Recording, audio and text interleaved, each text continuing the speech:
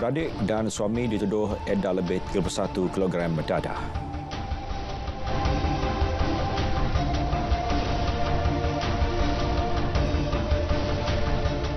Assalamualaikum, salam Malaysia Madani, saya Muhammad Shah Musa.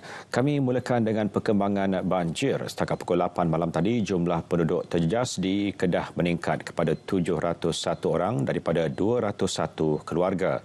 Kesemua mereka ditempatkan di 7 pusat pimpinan sementara PPS di 3 daerah iaitu Kubang Pasu, Pokok Sena dan Kota Star. Di Pokok Sena, 1 PPS dibuka iaitu di Mahat Tarbiyah Islamiah Derang. Manakala 4 PPS beroperasi di Kubang Pasu iaitu SK Malau, Dewan PPK Lubuk Batu, Dewan Kampung Tradisi SMK Changlun.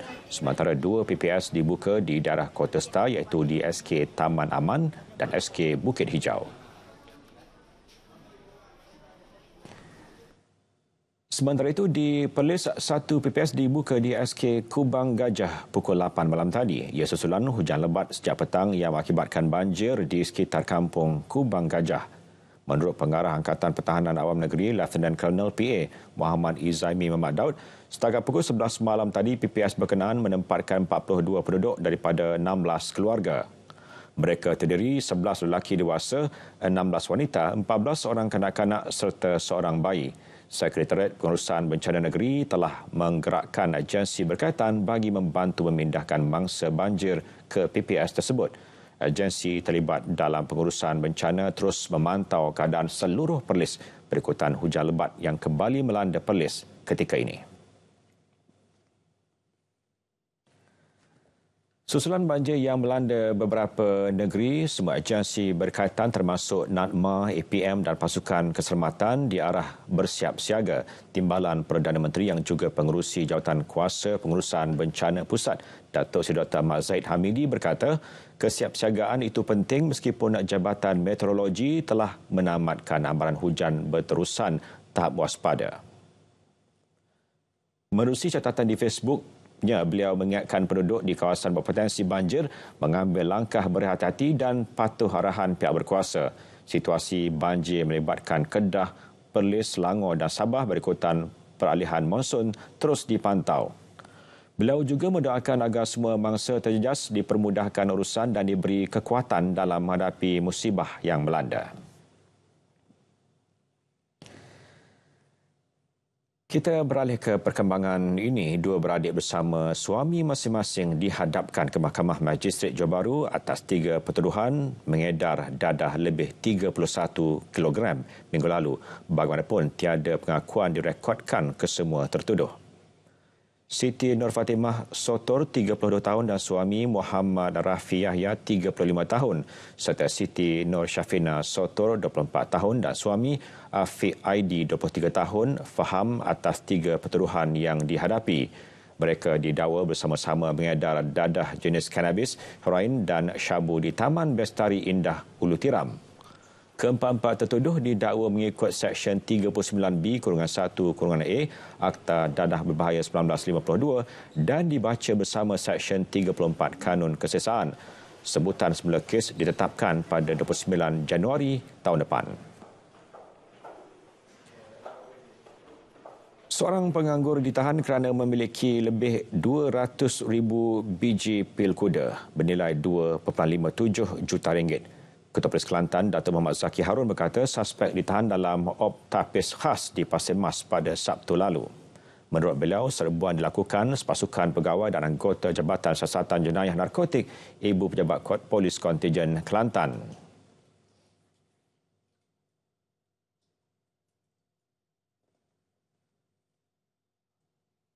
Dalam kejadian ini, kita telah merampas di bahagian but belakang kereta menjumpai 4 guni. Yang mana 4 guni ini dalamnya ini dapati rampasan sebanyak 234,000 biji pil yaba. Dan nilainya adalah dengan harga market sekarang RM11 sebiji. Ianya berjumlah 2,574,000. Ini adalah rampasan yang agak besar bagi tahun ini. Suspek yang ditahan tidak mempunyai sebarang rekod lampau dan saingan urin juga negatif. Suspek direman 7 hari sehingga 30 September dan kes disiasat mengikut Seksyen 39B Akta Dadah Berbahaya 1952. Dalam perkara itu, Datuk Muhammad Zaki memberitahu 620 individu berusia antara 16 hingga 60 tahun ditahan atas pelbagai kesalahan sepanjang optapis khas dari 13 hingga 26 September di seluruh negeri itu. 512 kes direkodkan dengan jumlah rampasan dadah RM2.78 juta dan sitaan lebih RM121,000. Seorang lelaki ditahan kerana disyaki menyeleweng kira-kira 2,000 liter minyak diesel bersubsidi di Iskandar Puteri pada Selasa. Ketua Polis Daerah Iskandar Puteri ACP Rahmat Arifin berkata, tangkapan dibuat anggota unit peronda di sebuah stesen minyak di Jalan Medini Selatan 1. Jelas beliau ketika ditahan, suspek sedang mengisi diesel tersebut ke dalam beberapa tong di dalam sebuah lori. Minyak diesel berkenaan dipercayai untuk diseleweng ke kilang di sekitar kawasan tersebut. Kes disiasat mengikut Seksyen 21 Akta Kawalan Bekalan 1961.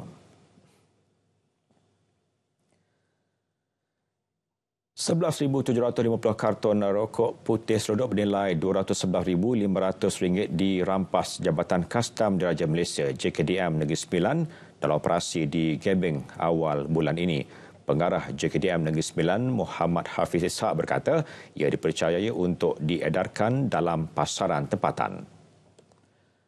Dalam operasi pada 9 September lalu, pihaknya menahan dan memeriksa sebuah lori dipandu seorang lelaki warga tempatan.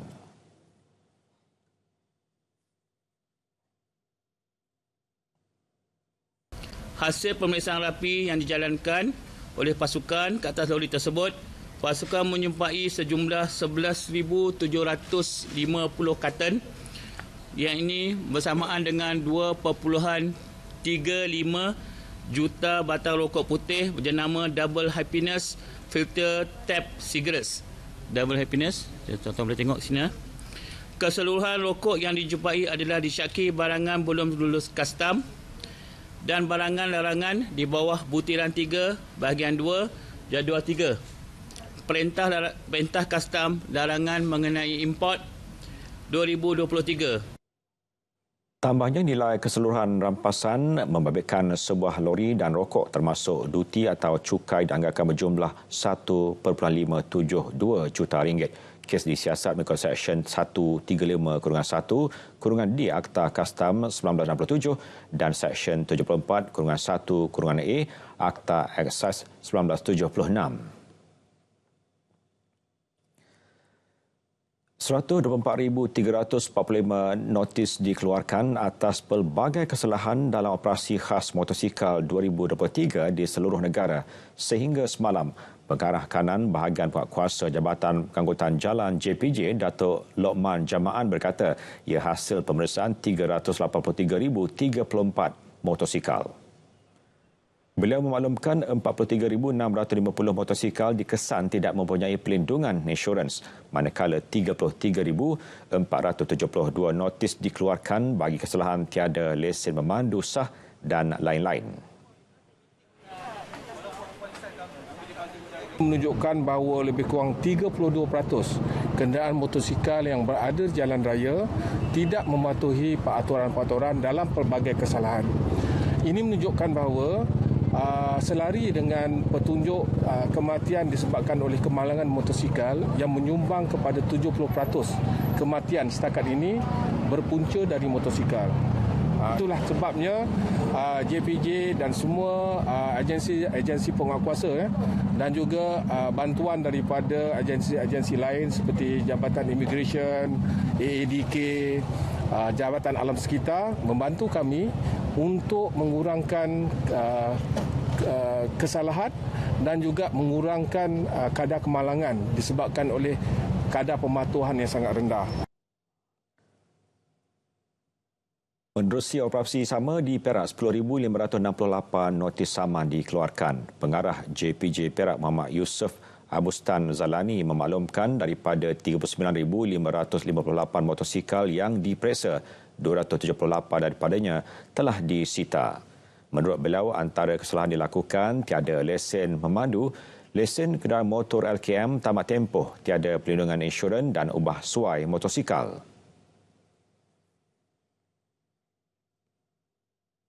Saya ingin juga menjelaskan, motosikal yang disita boleh dituntut pada bila-bila masa selepas dokumentasi dan kes kesalahan diselesaikan dan motosikal selamat digunakan serta mempunyai insurans sewajarnya.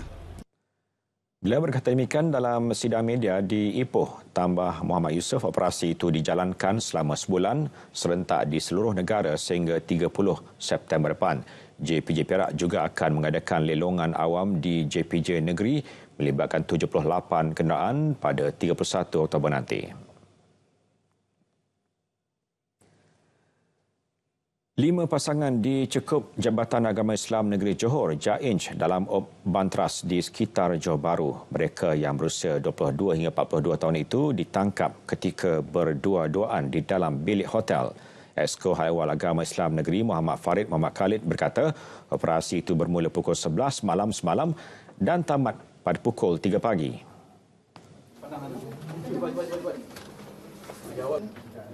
Kami ingin membuat pencegahan tidak hanya tertumpu pada hari-hari minggu percutian saja. Ini supaya memberikan kegurunan kepada masyarakat bahawa pihak penguasa tidak hanya bertindak pada waktu-waktu peak hour saja. Kita lazimkan tindakan pada segenap bilang masa supaya kegurunan ini memberikan amaran kepada diri kita semua bahawa perlakuan jenayah syariah amatlah ditegah dan mestilah dijauhi. Menurut Muhammad Farid, selain hotel, operasi yang disertai 18 penguasa JAINJ turut membuat pemeriksaan ke atas premis pusat urut. Operasi dibuat mengikut Seksyen 27 Enakmen Kesalahan Jenayah Syariah Negeri Johor. Sejak Januari sehingga Ogos lalu, 568 pasangan telah ditahan JAINJ dalam operasi pencegahan maksiat.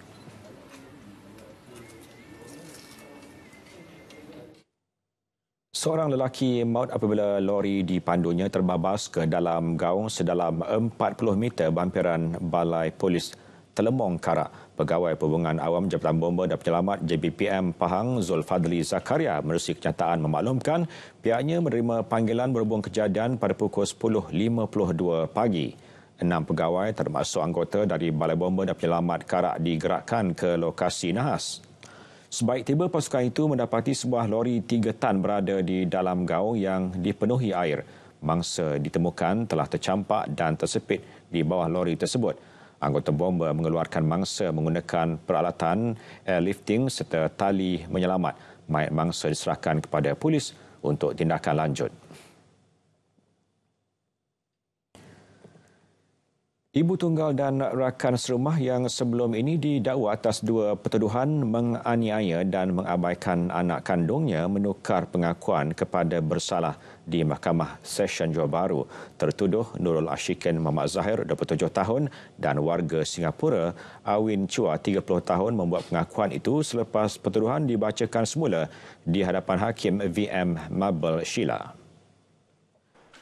2 wanita berkenaan secara bersama dituduh mencapai niat mengabai dan menganiaya sehingga mendatangkan kecederaan fizikal kepada mangsa di sebuah kediaman di Bandar Layang Kasa. Pihak pendakwaan menyerahkan kesemua dokumen termasuk laporan perubatan, laporan polis, gambar-gambar kecederaan dan lain-lain. Pendakwaan mengikut Seksyen 31/1/A Akta Kanak-Kanak 2001 dibaca bersama Seksyen 34 Kanun Kesesaan. 10 Oktober depan ditetapkan untuk mendengar fakta kes dan hukuman.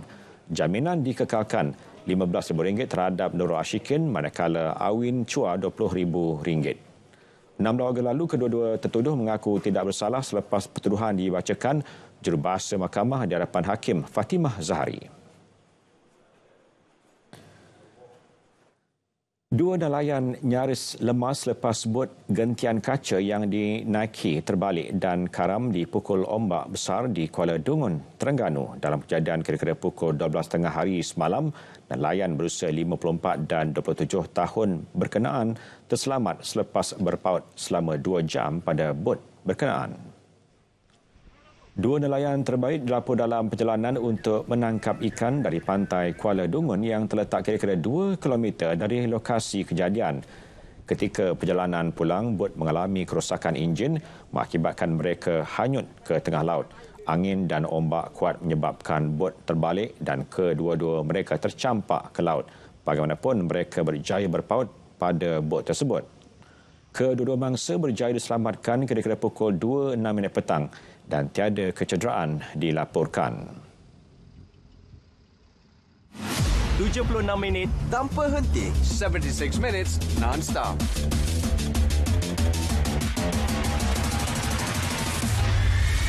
Transparent and concise. Paparan komprehensif, ringkas dan padat. Saksikan Kanta 744, 7.44 malam. Berita perdana 8 malam. Malaysia Tonight, 8:30 PM.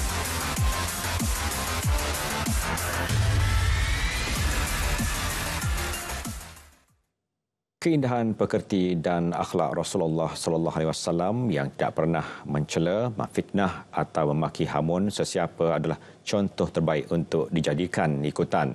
Perdana Menteri Datuk Seri Anwar Ibrahim berkata, perjuangan Nabi Muhammad dalam menyampaikan dakwah dan membimbing umat perlu dijadikan teladan agar terus kekal walaupun diasak musuh setiap masa dari segenap penjuru.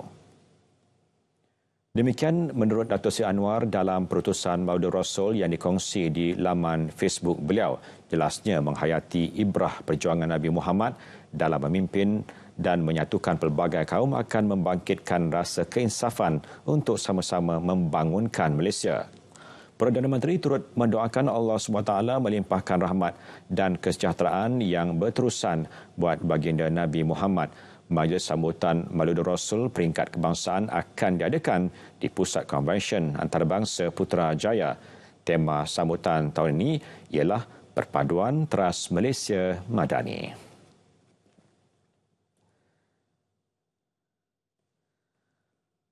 Usaha merealisasikan matlamat pembangunan mampan SDG perlu mencakupi segenap lapisan masyarakat. Perdana Menteri Datuk Seri Anwar Ibrahim berkata, transformasi digital perlu dinikmati seluruh rakyat bagi mengurangkan jurang digital. And SDG specifically, because to me, in the Madani philosophy, it cannot be sustainable if we look purely in terms of technological change or transformation without care, concern and compassion to ensure that every single citizen in this country is given that opportunity. That's why our 5G network made it abundantly clear.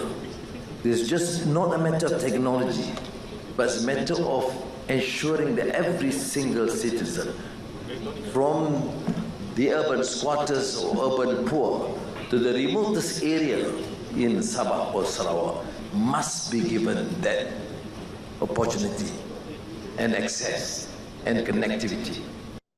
Beliau berkata demikian ketika berucap pada Majlis Penutup Sidang Kemuncak Teknologi Maklumat dan Komunikasi ICT Malaysia di Ibu Negara. Program yang berlangsung selama 2 hari itu bagi menggalakkan pembangunan inovasi dan prasarana ICT selain mendorong lebih banyak peluang pertumbuhan ekonomi digital mampan. Hadir sama Menteri Komunikasi dan Digital Fahmi Fadil.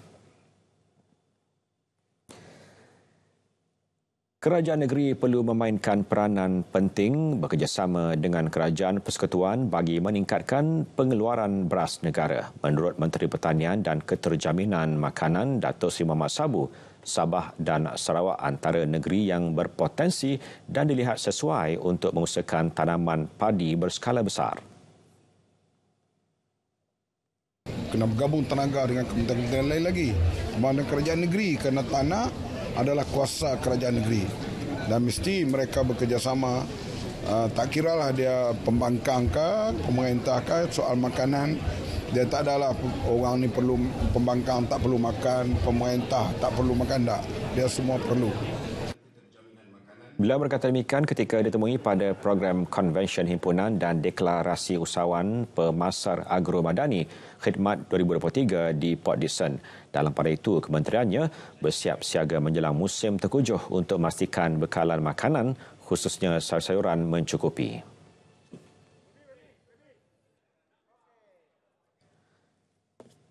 Pengamal media perlu terus mematuhi etika dalam penyampaian maklumat. Menteri Komunikasi dan Digital Fahmi Fadil berkata pemilihan tajuk sesuai bagi setiap pelaporan berita juga harus mengambil kira ketepatan isi kandungan serta tidak menimbulkan kekeliruan masyarakat.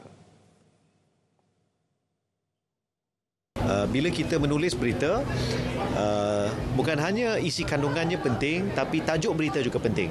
Kerana rakyat Malaysia kadang-kala, bukan rakyat Malaysia saja tapi banyak pihak, kita screenshot tajuk berita tapi kita tak dapat akses isi kandungan, maka di situ timbul fitnah. Fitnahnya bukan pada isi kandungan tapi yang timbul akibat tajuk yang memberi gambaran lain, terutama bila mana-mana pihak hanya merujuk kepada tajuk saja. Jadi harapan saya rakan-rakan media boleh berlaku adil kepada pihak yang dilapor. Fahmi ditemui media selepas menghadiri Malam Kemuncak Malaysian Asian British Parliamentary Debating Championship ABP 2023 di Ibu Negara.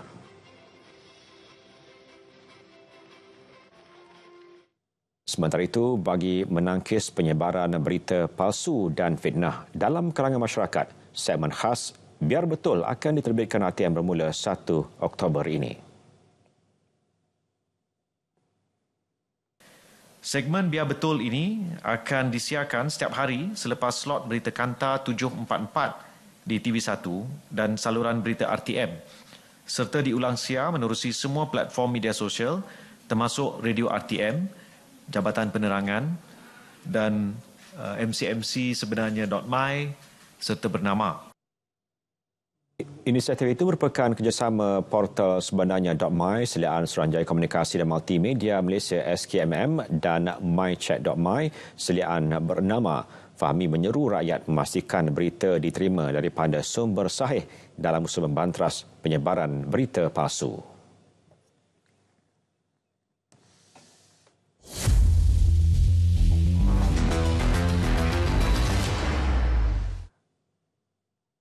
Beralih ke perkembangan Sukan Asia Hangzhou 2022, kontingen negara ceria selepas penantian untuk meraih pingat emas pertama berakhir. Sukan pelayaran muncul penyumbang emas sulung di tamasya itu menerusi Nur Shazrin Muhammad Latif dalam kategori ILCA 6 wanita.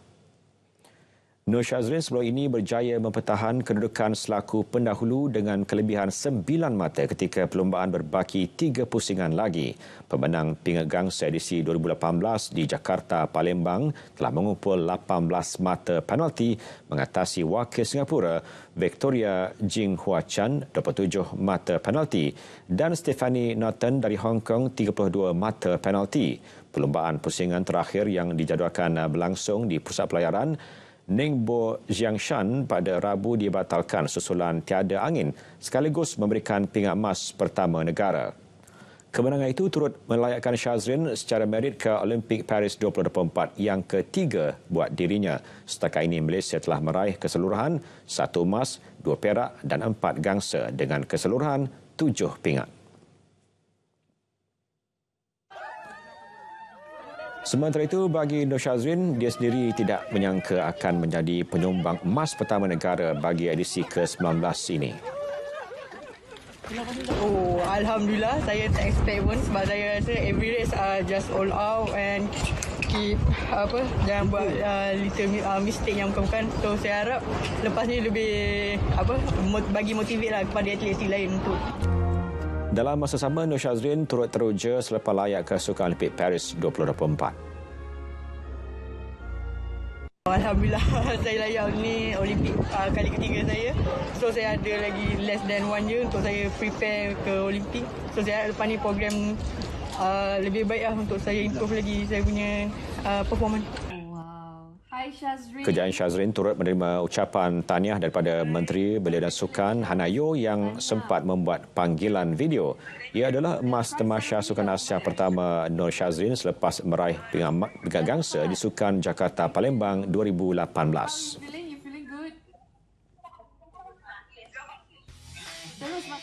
Sementara itu, skuad sepak takraw lelaki negara mara ke final selepas menempaskan Laos 2-0 pada aksi separuh akhir di Gimnasium Pusat Sukan Jianhua.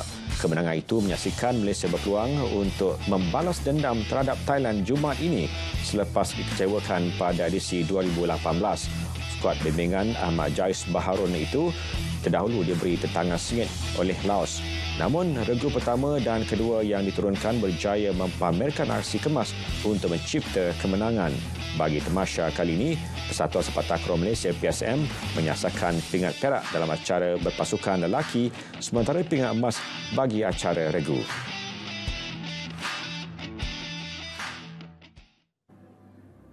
Turut mara ke peringkat akhir adalah jago equestrian negara Muhammad Kamil Ambak Muhammad Fatil menerusi acara dressage individu pertengahan 1. Kamil layak selepas menduduki tempat kedua daripada 32 pesaing pada sesi kelayakan di Pusat Equestrian Tong Lu. Pemenang pingat perak edisi 2018 itu yang menunggang kuda Resestos Cemalang mengutip 72.706 mata.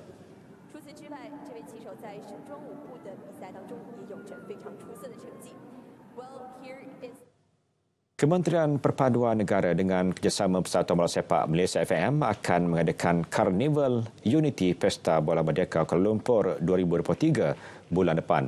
Penganjuran julung kalinya itu diadakan sempena Pesta Bola Merdeka 2023 yang akan berlangsung di Stadium Nasional Bukit Jalil bermula 13 hingga 17 Oktober. Menteri Perpaduan Negara Dato' Aaron Ago Dagang berkata ia akan menjadi wadah menyemarakkan semangat perpaduan rakyat Malaysia. Very special. This is the first time kita buat. Ini kita mumpuk balik. Kita kembalikan sejarah mereka ni. Ya, kalau kita melihat pameran di sini, kita kembalikan sejarah mereka, pesta-pesta bola mereka yang dulu. Kita melihat ramai daripada main bola dulu kita tampilkan sekarang ini untuk bersama-sama kita. Ya, supaya akan lebih memeriahkan lagi. Dan tujuan utama adalah untuk unity lah, perpaduan. Dua acara awal akan dipertandingkan iaitu perlawanan bola sepak kategori kanak-kanak pada 30 September dan 1 Oktober manakala perlawanan bola sepak amal pada 7 Oktober. Lebih 100,000 pengunjung dari seluruh negara dijangka hadir memeriahkan karnival tersebut yang turut akan menampilkan acara larian, berbasikal, kejohanan bola sepak, jalanan dan persembahan kebudayaan. Berita tengah malam berakhir di sini. Malaysia Madani, tekad perpaduan, penuh harapan. Assalamualaikum dan selamat malam.